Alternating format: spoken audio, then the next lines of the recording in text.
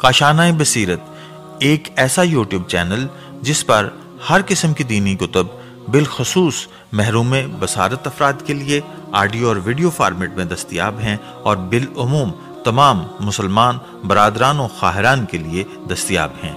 اس لیے آپ سے گزارش ہے کہ بیل آئیکن کو پریس کر کے ہمارے اس چینل کو ضرور سبسکرائب کیجیے تاکہ آئندہ آنے والی ہر کتاب آپ کو بر وقت ملتی رہے۔ کاشانہ بصیرت، کاشانہ بصیرت، کاشانہ بصیرت، کاشانہ بصیرت۔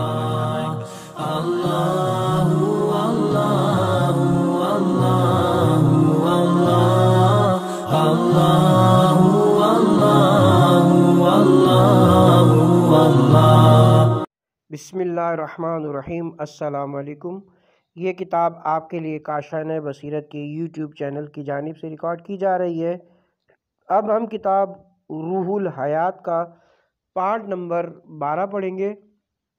مقصد اول، نیک اعمال کا بقیہ حصہ۔ جناب رسول خدا صلی اللہ علیہ وآلہ وسلم نے ارشاد فرمایا کہ قیامت کے روز ہر شخص سے 4 چیزوں کا سوال ضرور کیا جائے گا۔ پہلا سوال عمر کے متعلق ہوگا کہ عمر کس طرح گزاری۔ دوسرا سوال یہ ہوگا کہ جوانی کس کام میں صرف کی۔ تیسرا سوال یہ ہوگا کہ مال کہاں سے حاصل کیا اور کہاں صرف کیا۔ چوتھا سوال یہ ہوگا کہ میرے اہل بیت سے محبت کرتا تھا یا نہیں۔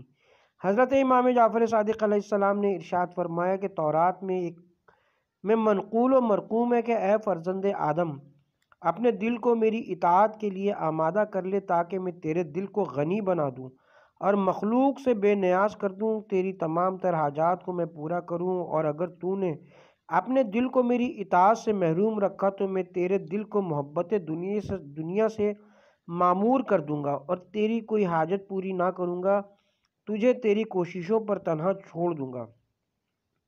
حضرت امام علی ابن الحسین علیہ السلام نے ارشاد فرمایا، جو بندہ مشتاق بہشت ہے وہ شہرت دنیا کو پسند نہیں کرتا، جو آتش جہنم سے ڈرتا ہے وہ کبھی گناہ نہیں کرتا، جو ترک دنیا کرتا ہے وہ بہت سے مصائب سے نجات پا لیتا ہے۔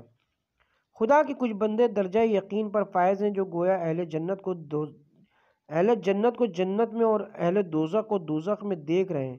جب رات ہوتی ہے تو وہ پیش خدا کھڑے ہوتے ہیں، اس کی یاد میں ان کے رخساروں پر آنسو جاری ہوتے ہیں۔ خوف الہی اور کثرت عبادت نے ان کو اس قدر لاغر اور کمزور کر دیا ہے کہ لوگ ان کو بیمار سمجھتے ہیں، حالانکہ وہ جسمانی بیمار نہیں بلکہ محبت و عشق اہل بیت اور عشق الہی کے مریض ہیں۔ حضرت امام جعفر صادق علیہ السلام سے روایت ہے کہ حضرت عیسیٰ کا ایک بستی سے گزر ہوا جس کے تمام باشندے طائر اور حیوانات مردہ تھے۔ آپ نے ان کو دیکھ کر فرمایا، یہ یقینی طور پر عذاب الہی کی وجہ سے مرے ہیں، اگر فردن فردن مرتے تو دفن کر دیے جاتے ہیں۔ آپ کے حوارین نے کہا، یا روح اللہ، خدا سے دعا کیجیے کہ ان کو وہ پھر زندہ فرما دے تاکہ ہم ان سے ان اعمال کو معلوم کریں جن کی وجہ سے ان پر یہ عذاب نازل ہوا ہے، اور پھر ہم ان اعمال سے پرہیز کریں۔ حضرت عیسیٰ ایک بلندی پر تشریف لے گئے اور ندا کی، اے اہل قریہ، بحکم خالق یکتا و یگانہ جواب دو۔ ان میں سے ایک شخص اٹھا اور کہا، لبیک یا روح اللہ۔ حضرت نے ارشاد فرمایا کہ کن اعمال کی بنا پر تمہارا یہ حشر ہوا ہے؟ اس نے عرض کیا، ہم طاغوت شیطان کی دل سے اطاعت کرتے تھے اور خدا کے وجود سے انکار کرتے تھے، دنیا کو دوست رکھتے تھے اور دنیا کی طویل تر امیدوں میں گرفتار تھے، ہمیشہ لہو و لعب میں مشغول رہتے تھے۔ حضرت عیسیٰ نے سوال کیا، تمہاری محبت دنیا کس قسم کی تھی؟ اس نے کہا، جس طرح ایک بچہ اپنی ماں سے محبت کرتا ہے۔ ایک رات ہم آرام سے سو رہے تھے کہ صبح کو ہم نے خود کو قیامت کی بھڑکتی ہوئی آگ میں دیکھا اور ہم سب چلانے لگے کہ ہمیں ایک مرتبہ پھر دنیا میں واپس کر دے تاکہ ہم اپنے گزشتہ گناہوں کا تدارک کر سکیں۔ آواز آئی کہ جھوٹے ہو، اور آگ کے بھڑکتے ہوئے شعلوں نے ہمیں جلا دیا۔ حضرت عیسیٰ علیہ السلام نے اپنے حوارین سے فرمایا، اس پر معاصی آرام کی زندگی سے جو یہ بسر کر رہے تھے، سوکھی روٹی صرف نمک سے کھا لینا اور مزبلے کوڑے پر سونا 1000 درجہ بہتر ہے۔ مزبلے پر سو رہنے سے مراد یہ کہ آرام دہ بستر کے بجائے بغیر بستر کے زمین پر سو رہنا۔ حضرت امام جعفر صادق علیہ السلام سے منقول ہے کہ جب حضرت داؤد علیہ السلام سے ترک اولا صادر ہوا تو 40 روز آپ سجدے میں پڑے رہے، رات دن روتے تھے، سجدے سے سر نہ اٹھاتے تھے مگر صرف نماز کے واسطے، یہاں تک کہ آپ کی پیشانی پر زخم ہو گیا، روتے روتے آنکھوں سے خون بہنے لگا۔ 40 روز کے بعد ندائی، اے داؤد کیا چاہتے ہو؟ اگر بھوکے ہو تو تمہیں سیر کر دیا جائے، پیاسے ہو تو پانی پلا دیا جائے، عریاں ہو تو پوشاک دی جائے، اگر خائف ہو ترساں ہو تو امن و سلامتی دی جائے۔ حضرت داؤد علیہ السلام نے کہا، پالنے والے بھلا میں کس طرح خائف نہ ہوں گا، اس لیے کہ خاطی ہوں اور تو عادل محض ہے۔ وہی ہوئی کہ اے داؤد توبہ کو مغفرت کا ذریعہ بناؤ۔ حضرت داؤد علیہ السلام یہ سن کر زبور پڑھتے اور فریاد کرتے ہوئے صحرا کی طرف نکل پڑ گئے۔ جب آپ زبور پڑھتے اور فریاد کرتے تھے تو آپ کے ساتھ شجر و حجر اور جانوران صحرا بھی فریاد میں شامل ہو گئے، یہاں تک کہ آپ ایک پہاڑی پر پہنچے جہاں غار میں حضرت حزقیل علیہ السلام پیغمبر خدا مصروف عبادت تھے۔ جب انہوں نے جانوروں کی آوازیں سنی تو سمجھ گئے کہ یہاں داؤد پیغمبر آئے ہوئے ہیں۔ حضرت داؤد علیہ السلام آگے بڑھے اور حضرت حزقیل سے کہا، اگر آپ اجازت دیں تو میں اوپر آؤں؟ حضرت حزقیل علیہ السلام نے کہا، نہیں، تم گناہ گار ہو۔ حضرت داؤد علیہ السلام خوب روئے، یہاں تک کہ حضرت حزقیل پیغمبر خدا کو وحی ہوئی کہ داؤد نے ترک اولا کیا ہے، اس پر ان کو سرزنش نہ کرو، کیونکہ میں توبہ کرنے والوں کو دوست رکھتا ہوں اور مجھ سے بہتر اور برتر کون ہے جو معاف کرے۔ حضرت حزقیل حضرت داؤد کو اپنی قیامگاہ پر لے گئے۔ حضرت داؤد نے حضرت حزقیل سے سوال کیا کہ کیا کبھی گناہ کا ارادہ آپ کے دل میں پیدا ہوا ہے؟ حضرت حزقیل نے کہا، نہیں۔ حضرت داؤد نے پھر سوال کیا کہ کیا اپنی اس عادت پر فخر و عجب کا خیال کبھی آپ کے دل میں پیدا ہوا ہے؟ حضرت حزقیل نے کہا، نہیں۔ حضرت داؤد نے پھر سوال کیا کہ کیا کبھی دنیا کی خواہشات دل میں گزری ہیں؟ حضرت حزقیل نے کہا، ہاں، کبھی کبھی ایسا ہوا ہے۔ حضرت داؤد علیہ السلام نے کہا، پھر آپ نے اس کا تدارک کیا کیا؟ حضرت حزقیل نے کہا، اس پہاڑ کے شگاف میں داخل ہو جاتا ہوں اور جو کچھ اس میں اسے اپنا علاج کر لیتا ہوں۔ حضرت داؤد حضرت حزقیل کے ہمراہ اس شگاف کوہ میں داخل ہوئے اور دیکھا کہ ایک لوہے کا تخت بچھا ہوا ہے اور تخت پر کچھ بوسیدہ ہڈیاں پڑی ہیں اور ہر تخت پر ایک لوہے کی لوح پڑی ہے۔ حضرت داؤد نے اس لوح کو اٹھایا، اس میں لکھا ہوا تھا کہ میں اروائے ابن شلم ہوں، میں نے 1000 سال بادشاہی کی، 1000 شہر کی بنیاد رکھی اور 1000 باکرہ لڑکیوں کی بکارت زائل کی، حالانکہ میرا حال یہ ہوا کہ خاک میرا بستر ہے، بالآخر میرا حال یہ ہوا کہ خاک میرا بستر ہے، سنگ خارا میرا تکیہ ہے، سانپ بچھو میرے ساتھی ہیں، لہٰذا جو مجھے دیکھے اس کو چاہیے کہ وہ دنیا مکار کے فریب میں نہ آئے۔ مقصد دوم، خروج دجال۔ زمانہ آخر میں ظہور امام صاحب الزمان سے قبل خروج دجال ہوگا۔ امام کے ظہور سے قبل ایک شخص دعوی خدائی کرے گا۔ حدیث میں ہے کہ دجال جناب رسول خدا کے زمانے میں پیدا ہوا، آپ اس کے پاس تشریف لے گئے، دین اسلام کی طرف بلایا مگر اس نے قبول نہ کیا اور کہا کہ تم پیغمبری میں مجھ سے زیادہ نہیں ہو، اسی طرح اور بھی بیہودہ باتیں کی۔ آپ نے فرمایا، دور ہو اے شقی، تو اپنی اجل سے نہ ٹلے گا اور اپنی آرزو پر کامیاب نہ ہوگا۔ پھر اپنے اصحاب سے مخاطب ہو کر فرمایا کہ ہر پیغمبر اپنی امت کو دجال سے ڈراتا رہا ہے، خداوند تعالیٰ نے اس کے ظاہر کرنے میں تاخیر کی اور اسے اس امت میں پیدا کیا۔ ہوشیار رہنا کہ وہ خدائی کا دعویٰ کر کے تمہیں شبہ میں ڈالے گا، یقین جانو تمہارا خدا کانا نہیں، وہ دجال گدھے پر سوار ہو کر نکلے گا، اس کے گدھے کے دونوں کانوں کا درمیانی فاصلہ 1 میل کے ہوگا، اس کے ساتھ بہشت اور دوزخ ہوگا، روٹیوں کا پہاڑ اور پانی کی نہر ہوگی، یہودی صحرائی لوگ اور عورتیں اس کا ساتھ دیں گی، وہ مکہ اور مدینہ کی سرزمین کے سوا تمام دنیا کے گرد پھرے گا۔ ابن بابویہ سے روایت ہے کہ حضرت امیر المومنین علیہ السلام نے ایک روز برسر منبر فرمایا سلونی قبل ان تفقدونی، یعنی سوال کرو مجھ سے قبل اس کے کہ میں تم میں نہ رہوں۔ ساسا صحابی نے حضرت امیر المومنین علیہ السلام سے سوال کیا یا ورثی رسول، دجال کب خروج کرے گا؟ آپ نے ارشاد فرمایا اس کے خروج کی کچھ علامات ہیں جو یہ ہیں: جو لوگ نماز پڑھنا چھوڑ دیں گے، نماز امانت میں خیانت عام ہوگی، دوزخ دروغ اچھی چیز سمجھی جائے گی، سود اور رشوت جائز سمجھی جائے گی، دین کو دنیا کے عوض فروغ کیا جائے گا، بے وقوف عقل مندوں پر حکومت کریں گے، بے گناہوں کا خون بہایا جائے گا، حلم و بردباری ضعیف کو کمزور سمجھی جائے گی، ظلم پر فخر و مباحت کیا جائے گا، امیر فاجر ہوں گے، وزیر ظالم ہوں گے، رئیس خائن ہوں گے، قاری فاسق ہوں گے، زنا اور بدکاری عام ہوگی، عورتیں تجارت میں مردوں کے ساتھ شریک کار ہوں گی، دروغ گو ریاکار قابل عزت ہوگا، عورتیں زین پر سوار ہوں گی، عورتیں مردوں کے مشابہ ہوں گی اور مرد عورتوں کے لباس میں ہوں گے۔ اس سال قحط عظیم ہوگا، دجال اس کے ہاتھوں قتل کیا جائے گا جس کے پیچھے عیسیٰ نماز پڑھیں گے، پھر ایک فتنہ عظیم برپا ہوگا۔ پھر اسبغ بن نباتہ یا کنانا کھڑا ہوا اور پوچھا یا حضرت دجال کون شخص ہے؟ آپ نے فرمایا السعید کا بیٹا سعید جو اس کی پیروی کرے گا، وہ بڑا ہی بدبخت ہوگا۔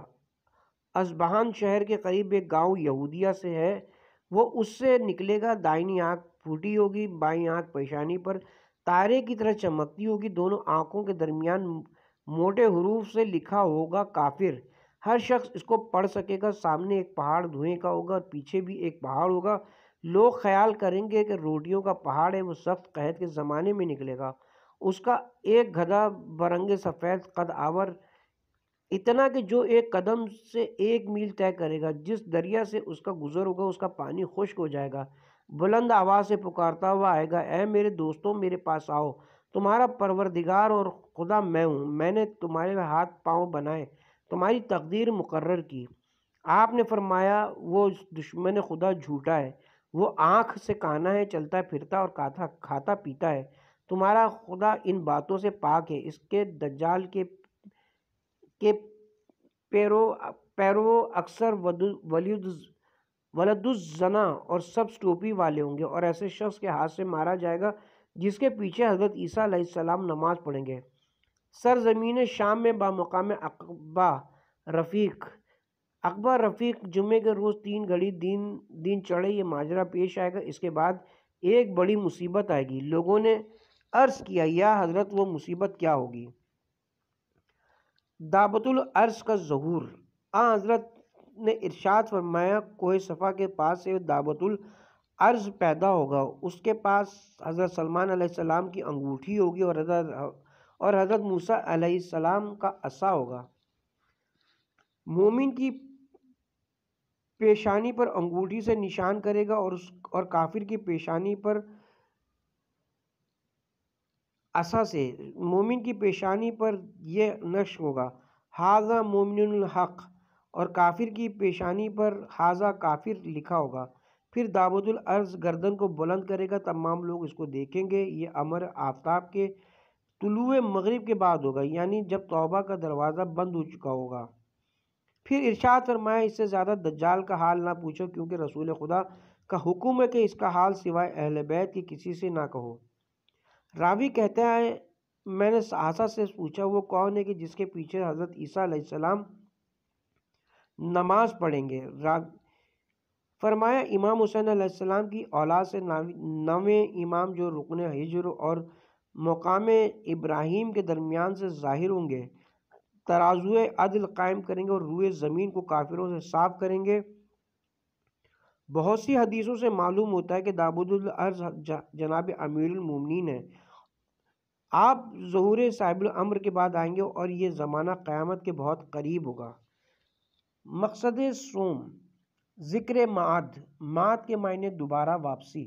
مقصد ہے کہ وہ روز کے جس میں اللہ تعالیٰ جن و انس کی موت کے بعد دوبارہ ان کو زندگی بخشے گا اور ان کے کیے ہوئے نیک و بد اعمال کا محاسبہ کرے گا۔ ماد دنیا کی ان ضروری چیزوں میں سے جن کا ذکر قرآن مجید اور احادیث میں بار بار کیا گیا ہے، جس میں شبے کی گنجائش نہیں ہے، بلکہ ماد کا نہ ماننے والا اور اس پر یقین نہ رکھنے والا اور یہ کہنے والا کہ روز قیامت انسان اپنی اس جسم کے ساتھ نہیں اٹھایا جائے گا، کافر ہے۔ آیتوں اور حدیثوں کی تعویل کرنا کہ راحت اور سکون، راحت اور تکلیف روح کو ہوگی، بدن دوبارہ پیدا نہ ہوگا، کفر ہے۔ یقین رکھنا چاہیے کہ آسمان اور زمین میں ضرور تہلکہ ہوگا، پہاڑ پھٹ کر ریزہ ریزہ ہو جائیں گے اور سب مردوں کی خاک کے اجزاء کو اللہ تعالیٰ جمع کر کے پھر ویسا ہی بنا دے گا، اور ہر ایک کی روح کو دوبارہ اس میں داخل کرے گا اور حساب ہوگا۔ باقی لوازمات قیامت مثلاً پل صراط اور میزان یعنی عدل کی ترازو قائم ہوگے اور اعمال کا تولا جانا اللہ تعالیٰ کے وعدے کے مطابق سب پورا ہوگا۔ نیکوں کو بہشت ملے گی کہ اس میں انسان کی لذت پانے کی چیزیں مثلاً حوریں، غلمان، شیریں نہریں، باغ اور میوے ہوں گے، اور بدکاروں کو دوزخ ملے گی کہ اس میں ایذا رسا چیزیں مثلاً آگ اور آگ کے سانپ، بچھو، کانٹے دار درخت اور کھولتا ہوا گرم پانی پینے کو ہوگا، اور یقین کرنا چاہیے کہ یہ تمام باتیں سچی اور یقینی ہیں۔ مومنوں کی روحوں کا بیان۔ ایک دفعہ رات کے وقت جناب امیر المومنین علیہ السلام کے ساتھ حبہ عربی نجف اشرف کے قریب ایک میدان میں جسے وادی السلام کہتے ہیں گیا۔ حضرت کھڑے ہو گئے، ایسا معلوم ہوتا تھا کہ کسی سے باتیں کر رہے ہیں۔ میں کھڑا کھڑا تھک گیا اور پھر بیٹھ گیا۔ بہت دیر ہو گئی اور حضرت ویسی ہی باتوں میں مصروف رہے۔ میں کئی بار کھڑا ہوا اور بیٹھا، بالآخر تنگ آ کر حضرت سے عرض کیا کہ یا حضرت آپ تھک گئے ہوں گے، آرام کر لیجئے۔ آپ نے فرمایا مومنوں سے مجھے محبت ہے، ان سے گفتگو کر لوں۔ میں نے دریافت کیا یا حضرت ان کی کیا حالت ہے؟ آپ نے فرمایا اگر وہ در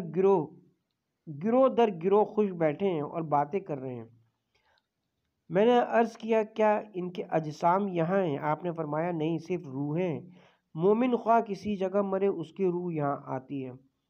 منقول ہے کہ کسی شخص نے حضرت امام جعفر صادق علیہ السلام سے عرض کیا یا حضرت میرا بھائی بغداد میں ہے، اگر وہیں مر گئے تو مجھ سے بہت دور ہو جائے گا۔ آپ نے فرمایا اس بات سے نہ ڈرو، کیونکہ مومن خواہ مغرب میں ہو مرے یا مشرق میں، اس کی روح وادی سلام میں آئے گی۔ اس نے پوچھا یا حضرت وادی سلام کہاں ہے؟ آپ نے فرمایا کوفے کے پیچھے۔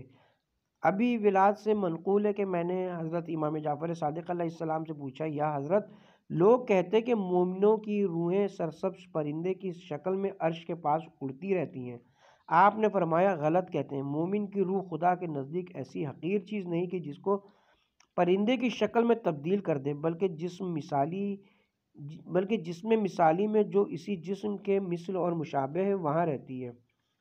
ابو بصیر سے روایت ہے کہ حضرت امام جعفر صادق علیہ السلام نے ارشاد فرمایا مومنوں کی روحیں اسی طرح کے جسموں میں بہشتی درختوں کے سائے میں ہیں، ایک دوسرے سے ملاقات کرتی ہیں اور باتیں کرتی ہیں، جبکہ جب کوئی نئی روح آ جاتی ہے اس وقت آپس میں کہتی ہیں کہ کچھ دیر اسے آرام کرنے دو کیونکہ سخت تکلیف پا کر آئی ہے۔ پھر اس سے ہر ایک عزیز کا حال دریافت کرتی ہیں، جس کو وہ بتلائے کہ وہ زندہ ہے تو خوش ہوتی ہے کہ وہ ضرور ہمارے پاس آئے گا، اور جس کو وہ کہے کہ مر گئے تو وہ اس وقت سب روحیں ہو کر کے اس پر افسوس کرتی ہیں کہ وہ ہمارے پاس نہیں آیا، ضرور جہنم میں گیا ہوگا۔ ابو بصیر سے روایت ہے کہ کہتے ہیں حضرت امام جعفر صادق علیہ السلام سے میں نے دریافت کیا یا حضرت مومنوں کی روحیں کہاں ہیں؟ آپ نے ارشاد فرمایا بہشت کے کمروں میں رہتی ہیں، بہشتی کھانے اور شراب نوشی کرتی ہیں اور دعا کرتی ہیں کہ خداوندہ جلدی سے قیامت قائم فرما اور جو وعدہ تو نے فرمایا ہے ہمیں جلد عطا فرما اور زندہ مومنین کو ہمارے ساتھ شامل فرما۔ زری سے قناسی سے معتبر روایت میں منقول ہے کہ حضرت امام محمد باقر علیہ السلام سے میں نے عرض کیا یا حضرت کہتے ہیں کہ نہر فرات بہشت سے نکلتی ہے۔ آپ نے فرمایا مغرب کی طرف ایک بہشت اللہ تعالیٰ نے پیدا کی ہے، وہاں سے دریائے فرات نکلتا ہے۔ ہر روز شام کو مومنوں کی روحیں قبروں سے نکل کر وہاں جاتی ہیں، میوے کھاتی ہیں، ایک دوسرے سے ملاقات کرتی ہیں، صبح کو زمین اور آسمان کے درمیان سیر کرتی ہیں، پھر اپنی اپنی قبروں پر جاتی ہیں اور فاتحہ پڑھنے والوں کو دیکھتی ہیں، اور مشرق کی طرف اللہ تعالیٰ نے جہنم بنائی ہے، کافروں کی روحیں وہاں عذاب میں رہتی ہیں اور صبح کو وادی برہوت میں جو یمن میں ہے چلی جاتی ہیں، اور اس وادی کی گرمی جہنم سے بھی زیادہ، اور تمام روحیں قیامت تک اسی حالت میں رہیں گی۔ سورہ اسرافیل کا بیان۔ علی بن ابراہیم نے سویر بن ابی فاختہ سے روایت کی کہ حضرت امام زین العابدین علیہ السلام سے لوگوں نے دریافت کیا، یا حضرت سورہ اسرافیل کیا ہے؟ آپ نے ارشاد فرمایا، اسرافیل کے سور کی دو شاخیں، دونوں میں اتنا فاصلہ ہے جتنا زمین سے آسمان تک۔ پہلی دفعہ جب اللہ تعالیٰ کا حکم ہوگا تو اسرافیل بیت اللہ پر نازل ہوں گے، تب فرشتے دیکھ کر کہیں گے کہ اللہ کا حکم ہو گیا کہ تمام اہل زمین و آسمان مر جائیں۔ پھر اسرافیل کعبے کی طرف رخ کر کے سور پھونکیں گے، زمین کی طرف والی شاخ کی آواز سن کر تمام جاندار چیزیں جو زمین پر ہیں مر جائیں گی۔ پھر جانب آسمان کی شاخ کی آواز سن کر تمام اہل آسمان مر جائیں گے۔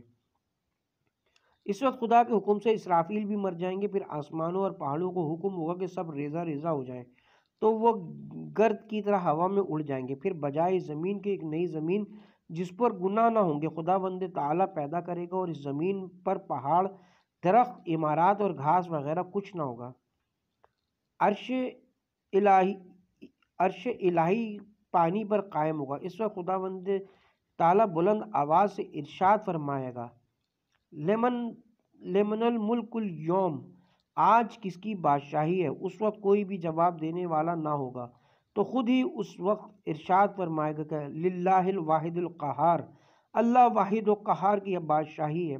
میں نے تمام مخلوق کو مار دیا اور نیست و نابود کر دیا، اب میرے سوا کوئی خدا نہیں اور نہ میرا کوئی شریک اور وزیر ہے۔ میں نے اپنی قدرت کاملہ سے سب کو زندہ کیا تھا، پھر سب کو مار ڈالا اور اپنی ہی مشیت و ارادے پر زندہ کروں گا۔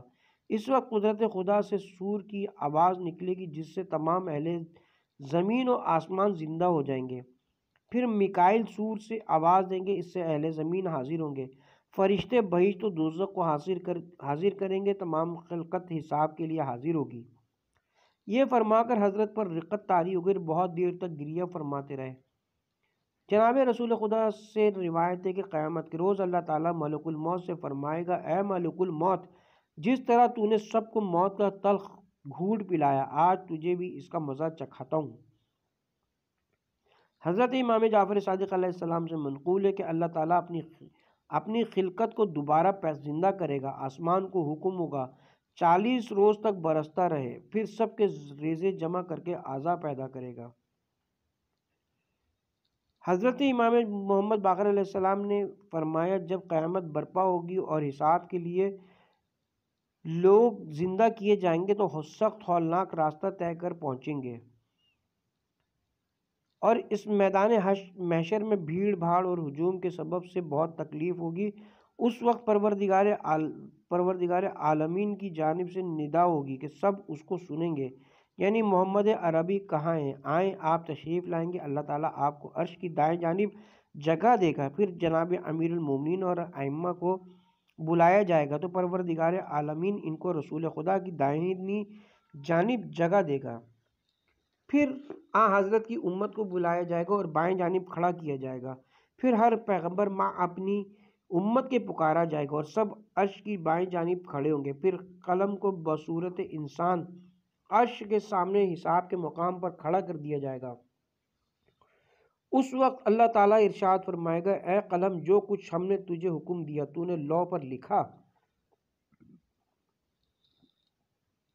قلم عرض کرے گا، پروردگار، تو عالم ہے کہ تیرے سوا کوئی نہیں جانتا۔ اللہ تعالیٰ ارشاد فرمائے گا، تو حجت پوری کر دی۔ پھر اللہ تعالیٰ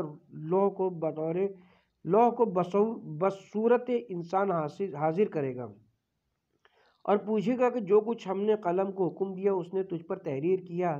لوح عرض کرے گی، بے شک جو کچھ کہ قلم نے مجھ پر رقم کیا میں نے اسرافیل کو اس سے آگاہ کیا۔ پھر اسرافیل جو انسانی شکل میں کھڑا ہوگا سے سوال ہوگا، لوح نے تجھے نوشتہ قلم سے آگاہ کیا؟ پھر جبرائیل آ کر اسرافیل کے سامنے کھڑے ہوں گے۔ خداوند تعالیٰ پوچھے گا کہ کیا اسرافیل نے ہماری وحی سے تجھ کو آگاہ کیا؟ جبرائیل کہیں گے ہاں خدا بندہ، جو وہی مجھ کو اسرافیل سے ملی میں نے تیرے پیغمبروں کو پہنچائی اور سب سے آخر تیرا پیغام محمد بن عبداللہ کو پہنچایا۔ تبلیغ رسالت کی تصدیق۔